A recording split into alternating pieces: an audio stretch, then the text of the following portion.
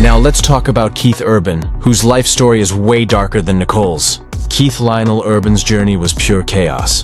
Born in Whangarei, New Zealand in 1967, his family dragged him to Queensland, Australia. His dad, Bob, sold stuff, but was obsessed with country music, and that's how little Keith got hooked. He was playing guitar at 6, hitting tiny local gigs.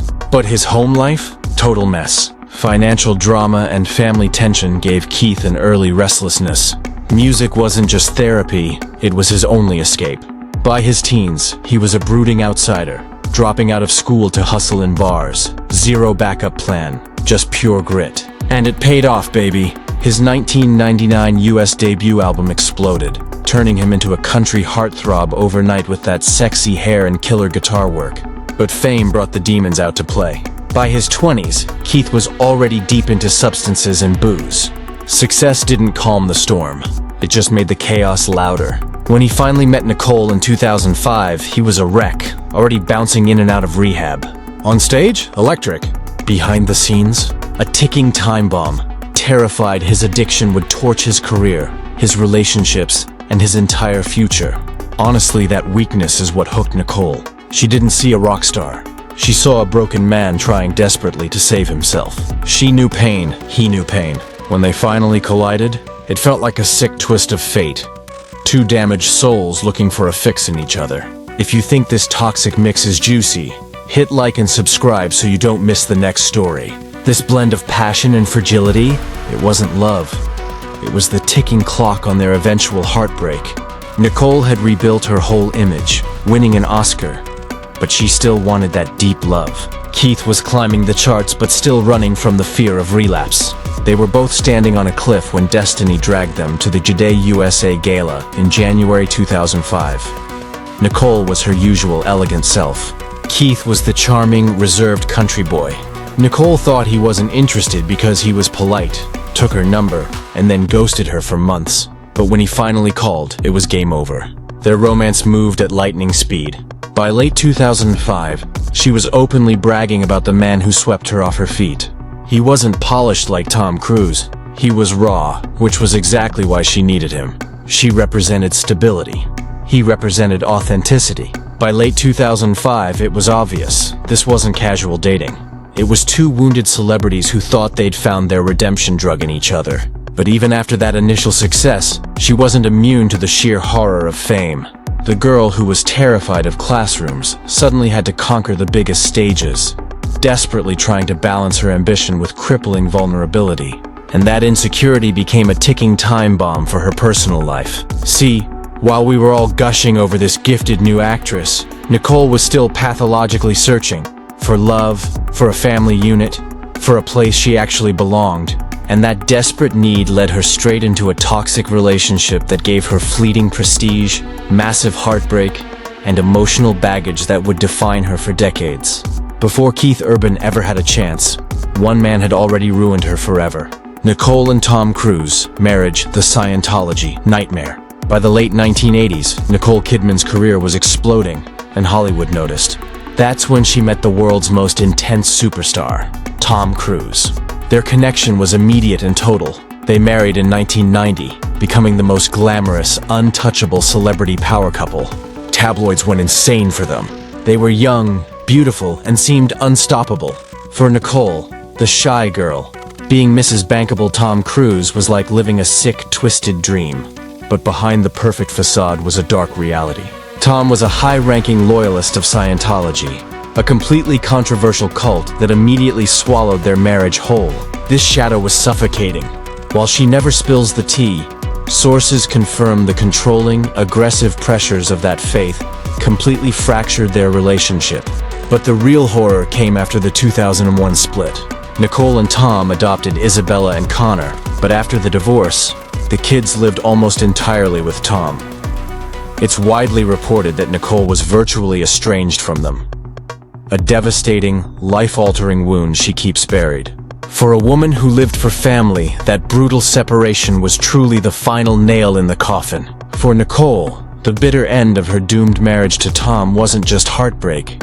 It was a deep, defining emotional trauma. She played the public game with that signature icy grace, refusing to let her agonizing pain spill onto the red carpet. But the scars were absolutely undeniable. Those brutal years forged her entire view of love, family, and survival. So it's totally obvious why, when she later met Keith Urban, Nicole was maniacally determined to snatch back the dream of home and family that had been violently ripped away. The deep, lasting wounds from her past explain precisely why their bond was instantly magnetic, and why she desperately clung to him with such intense force. Keith Urban's early life, from outsider to addiction. Now, flip the script, because Keith Lionel Urban's journey was pure messy chaos, unlike Nicole's. Born in Whangarei, New Zealand in 1967, his parents dragged him to Queensland, Australia. His dad, Bob, was a boring store manager, but a total country music fanatic. And that obsession infected little Keith. He was ripping up the guitar by age 6, hitting local dive gigs soon after.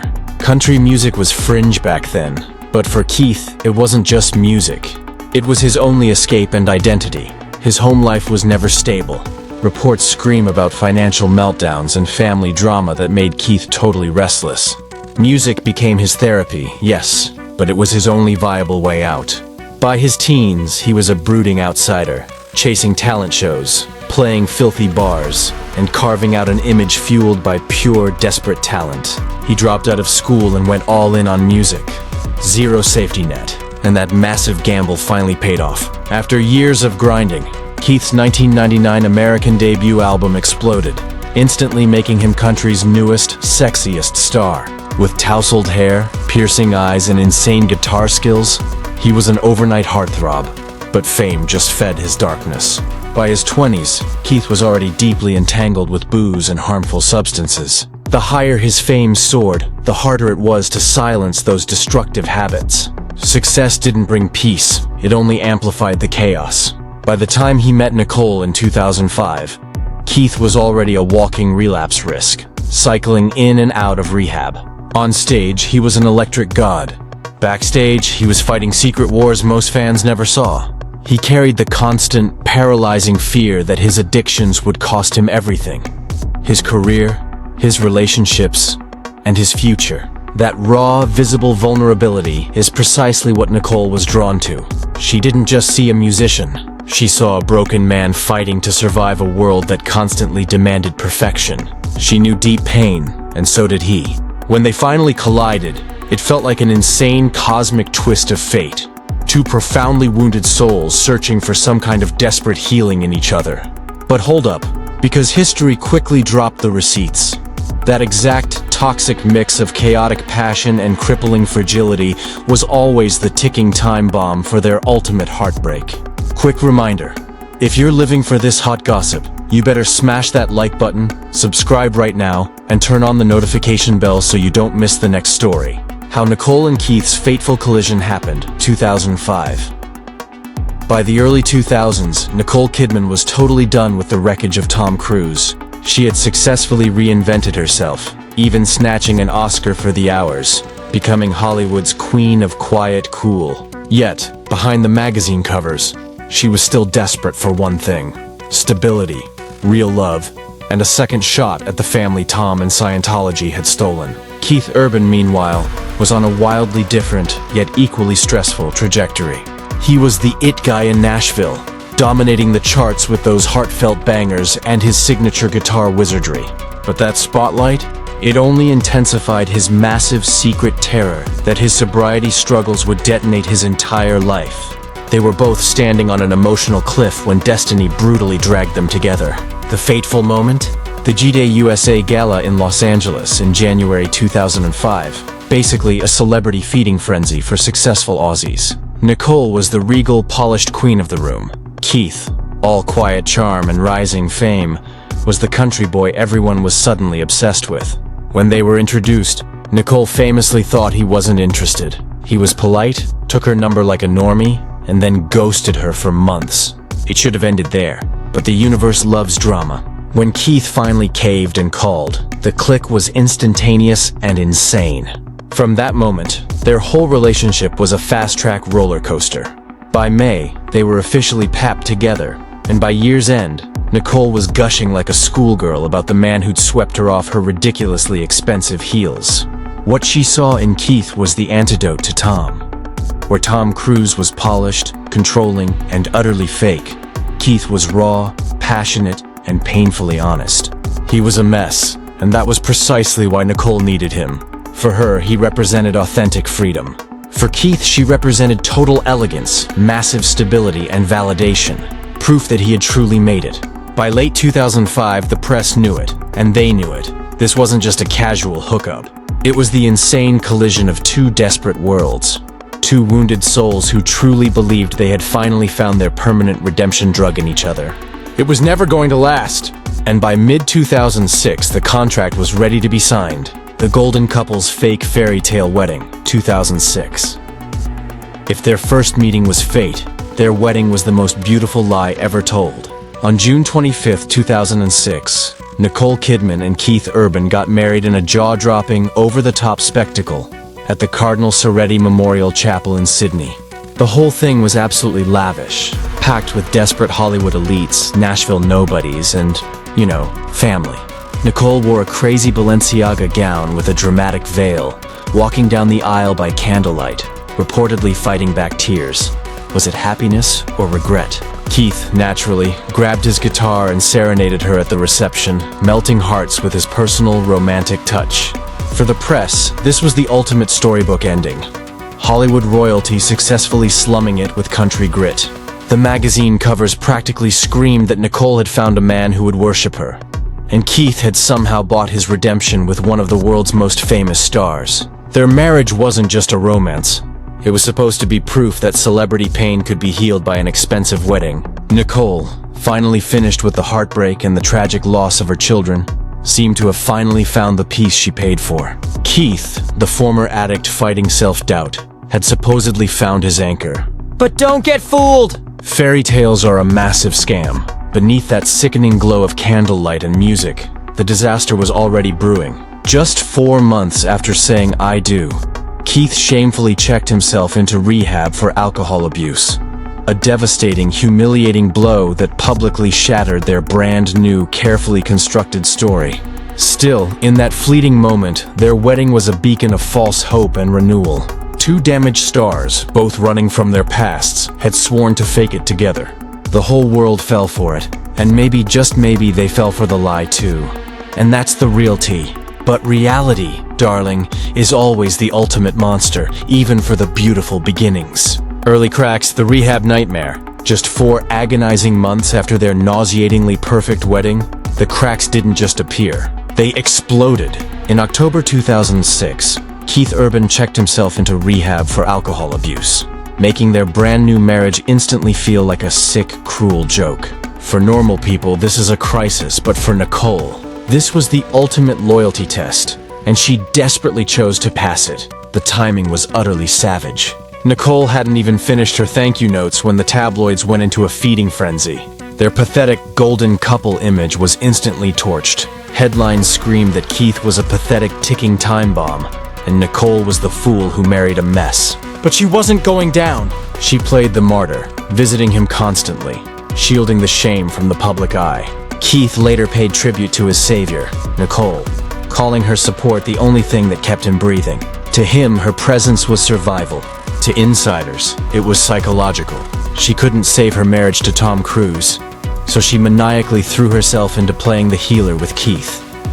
This wasn't love. It was a desperate need to prove she could finally hold a family together. The fans, bless their hearts, saw only resilience. Their tragedy became an inspirational story. Proof that love could weather any storm. But privately, a deeply toxic pattern was solidified. Nicole became the all-powerful caretaker, and Keith accepted the pathetic role of the one who constantly needed saving. It was an instant imbalance, and although it worked for a time, that weight was guaranteed to collapse the whole marriage eventually. For now, though, they emerged from the scandal looking stronger to the cameras, ready to face the world. But life was just warming up, preparing to throw the ultimate balancing act at them. Careers, babies, and the unrelenting, unforgiving glare of global fame. Career demands. Nicole takes over. In the years after Keith's shame spiral, they tried hard to stabilize their brand. On the surface, they seemed unstoppable. Nicole was totally commanding Hollywood, starring in forgettable blockbusters and snatching major critical acclaim for art house dramas like Rabbit Hole. She was back on top. Keith officially cemented his place as Nashville's king, absolutely snatching Grammys and selling out every arena on the planet. Publicly, their love looked stronger than crazy glue. Keith routinely turned into a weeping mess in interviews, gushing about Nicole, who was the woman who had brought him back to life. Their red carpet chemistry was always over the top, suggesting their bond was unbreakable. But behind that sickeningly polished image, the monster of fame was taking its cut. The first killer was distance. With Nicole filming in glamorous places and Keith constantly on endless tours, being apart became the messy norm. They swore they'd never be separated for too long, but insiders totally whispered that their schedules crashed far more than they ever let on. For Nicole, who was still scarred from having her kids stolen by Tom Cruise, the terror of losing family time was always lurking. When they finally popped out their daughters, Sunday Rose in 2008 and Faith Margaret in 2010, Nicole went full-on momzilla. She was absolutely obsessed with not repeating past mistakes, clinging fiercely to the illusion of stability. Keith adored his kids, sure, but his chaotic touring life did not mix well with the boring demands of fatherhood. While Nicole mandated structure and rules, Keith constantly embraced spontaneity, which left the parenting dynamic totally strained. Yet, to the cameras, they were the perfect anti-Hollywood brand. Photos of a frantic Nicole dragging the girls through airports while Keith managed the designer luggage became the iconic, perfectly staged snapshots of their fragile partnership. The perfect lie continued. They totally projected that we're in this together vibe. But insiders are spilling that the soul-crushing pressure of juggling fame, family, and Keith's endless personal drama was quietly demolishing their foundation. What the cameras missed was that their marriage had become a brutal, unending negotiation. Distance versus being close. Duty versus freedom. Stability versus pure chaos. And while the world foolishly thought they were unbreakable, the seeds of their final, massive conflict were already secretly rotting the whole thing from the inside. Quick reminder, if this story is the juiciest thing you've ever heard, you better subscribe right now so you don't miss the next catastrophe. Living the lie in public, dying in private. Through the late 2000s and well into the 2010s, Nicole and Keith meticulously crafted a brand that became bigger than their actual love. Red carpets, gushing speeches, and nauseating family photos screamed that they were the only Hollywood marriage that worked. Interviewers called them proof that love could survive addiction and distance. Nicole kept repeating that Keith had brought her back to life, while Keith regularly became a sobbing mess of gratitude on stage. For the fans, this was a symbol of hope. For us, it was the beginning of the end. Because away from those blinding cameras, the real disaster was happening. The very traits that initially attracted them were now ripping them apart. Nicole, terrified by her past losses, demanded stability and structure. Keith, the ultimate restless spirit, craved freedom and constant spontaneity. Their differences weren't explosive arguments. They were quiet, simmering tensions that slowly poisoned all intimacy. Close friends whispered that Nicole felt she carried the crushing emotional weight of the marriage, while Keith absolutely hated always being painted as the mess that needed saving. He respected her strength but felt completely overshadowed. She loved his vulnerability but was terrified it would torch everything. Their dynamic was a brutal push and pull. Nicole striving for total control, Keith constantly resisting. This difference became painfully obvious in their parenting. Nicole leaned hard into rules and security, frantically trying to shield their daughters from the nightmare of fame. Keith constantly played the pathetic role of the fun dad, relaxed, reckless, and totally indulgent. The kids adored them both, but insiders screamed that Nicole felt constantly undermined, while Keith felt eternally criticized. Yet the public saw none of this. On stage, at lame movie premieres, and in those fake interviews, they were still the golden couple. Every single smile, every touch, every declaration of love was a carefully choreographed performance. But as we all know, fairy tales are way easier to fake than to actually live. And by the mid-2010s, Those quiet, toxic cracks were becoming impossible to conceal. Rumors and denials. The truth starts leaking. 2015-2024. By the mid-2010s, whispers about Nicole and Keith's crumbling marriage were going absolutely viral. Tabloids speculated wildly about everything. Clashing schedules, Keith's secret wild nights, and Nicole's suffocating intensity. Anonymous sources hinted at screaming matches, while paparazzi sometimes caught a humiliated Nicole attending events alone, or Keith touring without his precious wedding ring. The stories all pointed to massive, undeniable distance. But every single time, they slammed the rumors with polished, fake unity. Nicole would calmly tell some poor interviewer, "We've never been stronger," with a tone cold enough to shut down every doubter. Keith echoed those same tired sentiments, still calling her his rock and his life's love. They'd grip each other's hands so hard on the red carpet, smiling just to prove the headlines wrong. For years, this desperate facade actually worked. Fans wanted to believe the lie, yet those closest to them saw the sheer effort behind the smiles. Friends said Nicole looked constantly exhausted, totally worn out from carrying the role of stabilizer, while Keith was furious over the constant, humiliating perception that he needed to be saved. The subtle changes became obvious. Nicole's once effortless smiles started looking desperately rehearsed. Keith's public declarations, while supposedly moving, sounded exactly like cheesy, practiced lines straight out of a terrible script instead of genuine emotion. It wasn't that their affection was totally fake. It was that they were working harder and harder just to prop up the massive illusion. Despite the relentless speculation, they stubbornly clung to the fairy tale brand. Every single public gesture became part of their desperate mythology. A fake shoulder kiss, a whispered phrase, a shared laugh that looked painful. But behind the velvet ropes, their private disasters were screaming louder. And the sheer effort needed to maintain that perfect facade was utterly draining their souls. By 2023 and 2024, the rumors had reached maximum velocity. Reports straight up claimed they were shamefully living separate lives, and photos of them attending events solo only fed the hungry narrative. Yet the couple held firm, swearing they were united. But as we all finally saw, even the most expertly crafted image cannot outrun the truth forever. And by 2025, the lie couldn't be denied any longer. The divorce. The final humiliation. 2025. In September 2025, the scandalous rumors that had swirled for years were officially confirmed. Nicole Kidman filed for divorce in Tennessee, brutally ending their almost 20-year marriage. The documents were cold, simple, and heartbreakingly short, citing only irreconcilable differences. But behind those dead words was the entire, painful weight of 2 decades of silent struggle and sacrifice. According to the insiders at People, Nicole and Keith had already been shamefully living apart before the filing, meaning their marriage was effectively dead after 19 years. For the suckers who still saw them as Hollywood's golden couple, this was the ultimate proof that the disaster had been brewing in secret for years. For Nicole, the final decision was pure agony.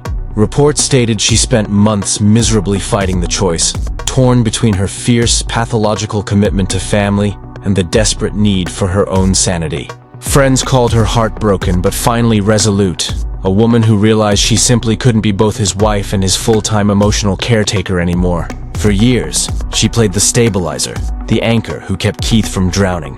But in the ultimate betrayal, she chose self-preservation over continuing a cycle that left her utterly drained. It's time to move on, girl.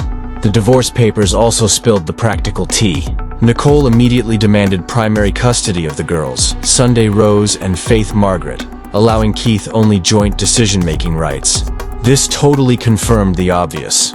Nicole's life revolved around the kids, while Keith's chaotic touring made him a completely useless daily parent. Significantly, both stars waived spousal and child support, a clear sign that their bank accounts were always fiercely separate, and neither was desperate for the other's massive pile of cash. Still, even with clinical, boring paperwork, the emotional fallout was absolutely explosive. The entire world gasped at the news. Fans who used their marriage as a pathetic shield against Hollywood cynicism felt utterly betrayed. Tabloids wasted zero time framing the split as a brutal celebrity tragedy. Nicole as the resolute woman who finally walked away, and Keith as the troubled, self-destructive artist destroyed by his own demons. But if Nicole's filing was ice-cold and planned, Keith's response was the ultimate dramatic meltdown. Just days later, he shamefully walked onto a massive stage without his wedding ring, turning his concert into a raw public confession. For the first time, his music screamed louder than any PR statement ever could. Keith's on-stage humiliation and confessions. Only days after the divorce news broke, Keith Urban hit the stage in Pennsylvania for his world tour. But this wasn't some cute country concert. It became a raw, disgusting glimpse into a man publicly imploding with heartbreak. The moment he appeared with that bare ring finger, fans knew this performance would be a disaster. And boy, were they right. The moment that truly sent shockwaves through the internet focused on his 2004 breakup anthem, "You'll Think of Me." That infamous lyric used to be, "Take your space and take your reasons." But that night, he viciously spat out a new pointed diss, "Take your unreasonable reasons." Clips went instantly viral, with every fan immediately interpreting it as a direct, nasty jab at Nicole and the divorce filing. Even more telling was the absolute betrayal of his setlist. According to Yahoo Entertainment, Keith completely scrubbed The Fighter, that cute 2016 song everyone thought was about Nicole, from the show. The stunning omission, perfectly timed with that altered lyric, fueled mass speculation that Keith was furiously trying to erase Nicole from his musical history. TMZ also pounced on the concert, noting that while Keith wasn't dropping songs entirely, his bizarre setlist choices that night were pure drama fuel. Some fans called it catharsis. Others screamed bitterness. But everyone agreed, this wasn't just a concert. It was an official public meltdown. And yet, amid the obvious anger, there were pathetic moments of forced tenderness. During Heart Like a Hometown, sad images of Keith with his daughters flashed across the screen. A desperate attempt to remind the world that family still mattered, even as his marriage was going up in flames. For the audience, the whole night felt less like a concert and more like a twisted confession, a public therapy session, and a cultural spectacle. Every single lyric change was dissected online, proving that Keith's music had become the most brutally honest, desperate statement of all. Nicole's ice-cold response. While Keith's public breakdown played out under massive stadium lights, Nicole Kidman chose the path of the ultimate ice queen. Instead of screaming lyrics and angry public outbursts, she let silence and painfully subtle gestures tell her side of the story. Just weeks after she filed the papers, Nicole made a dramatic film festival appearance with a massive, bare ring finger. Her dress was elegant, her posture was impeccable, but her expression carried a quiet, resigned sadness that even her signature grace couldn't fully conceal. This was classic Nicole, handling soul-crushing heartbreak not through pathetic public meltdowns, but through calculated, ice-cold composure. Her focus immediately became 100% on her daughters, Sunday Rose and Faith Margaret. They were all that mattered now. The paparazzi caught her dragging her daughters, hand in hand, through the streets of Nashville, her protective stance screaming that her priorities were the girls, and nothing else. Friends claim she totally retreated into her fortress of family life, desperate to stop the divorce drama from destroying her daughter's precious stability. For Nicole, this moment was a painful rerun of the past. Years ago, her toxic divorce from Tom Cruise resulted in her kids, Isabella and Connor, being stolen, a wound that never closed. She was not letting that happen again. The filings confirmed she demanded primary custody of Sunday and Faith, ensuring that she was the one providing their stability. Professionally, Nicole immediately defaulted to what she could control, her career. She showed up at every high-profile industry event with that ice-cold professionalism, her work continuing to thrive even as her life burned down. But the direct clash between her perfect public appearances and Keith's weeping, on-stage meltdowns only highlighted their totally different coping mechanisms. Nicole's silence became her ultimate power move. Where Keith's music screamed desperation, her calm demeanor whispered pure, controlled resilience. She didn't need to viciously alter lyrics or make a public fuss. Her message was crystal clear. She was moving forward, not with bitterness, but with laser focus on her daughters, her career, and her own self-preservation. And trust me, that quiet, calculated strength spoke louder than any of Keith's sad songs. The final word. Ultimately, the spectacular collapse of Nicole Kidman and Keith Urban isn't just about a marriage ending. It's about all the toxic secrets and ugly truths it exposed along the entire dramatic ride. Stay tuned for the next scandal.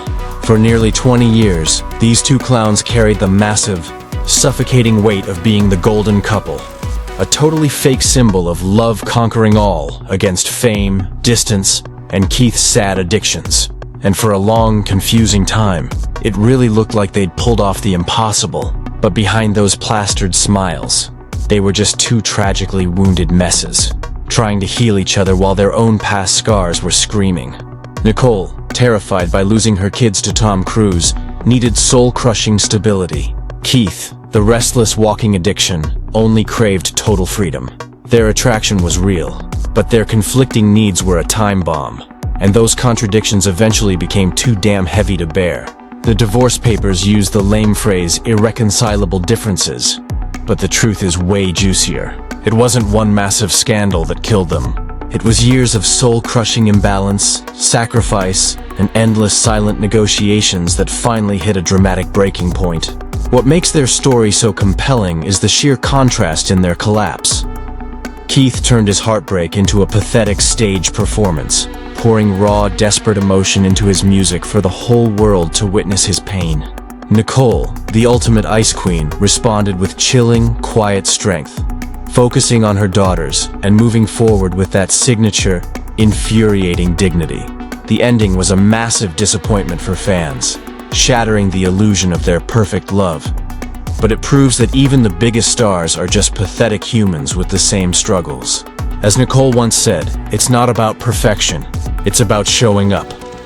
But sometimes, darlings, showing up is simply not enough. Sometimes the most epic celebrity love stories don't end in a fairy tale. They just end in the quiet, devastating realization that even deep love can't last forever. Drop your thoughts on this mess in the comments below. And if you lived for this video, tap that subscribe button and hit the bell so you never miss our next scandalous deep dive.